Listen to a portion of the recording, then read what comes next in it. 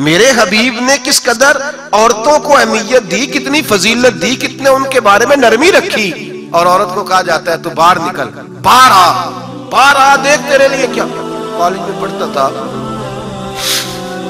इम्तिहानात के दिन थे तो बस में स्टूडेंट घुस जाते हैं। हम 8-10 लड़के बस के अंदर घुस गए तो लड़कियां कहने लगी हमें भी बिठाओ। वो जो कंडक्टर था बस का उसने कहा कि बेटी बहन लड़के आ गए तो तुम इस तरह करो, तुम ना जाओ, तुम पिछली बस में आ जाना।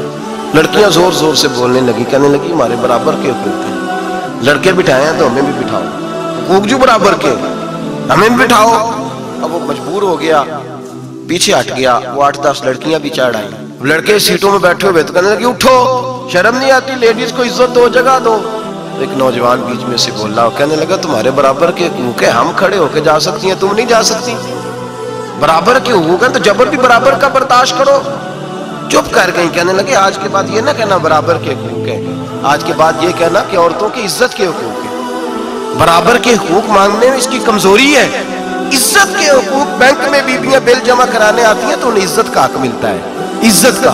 वो क्लर्क साहब जो पता नहीं किस तरह किसी से बोलते हैं, वो भी बीबियों का बिल पहले जमा करते हैं। बस के अंदर भी बीबी को इज्जत मिलती है। एक समझदार आदमी, बुजुर्ग आदमी, पढ़ा लिखा आदमी बैठा है बस पे तो बीबी चढ़ी है तो इज्जत का हक है। उठ गया, कहने लगा अपा जी बहन जी आप यहाँ आ जाए। बीबी इज्जत का हक मांगेगी तो बचेगी, बराबर का हक मांगेगी तो ठीक है, लाइन में लग जाए, जहाँ सारे खड़े हैं वो भी खड़ी रहे। अगर बस में मर्द खड़ा है तो औरत भी खड़ी रहे।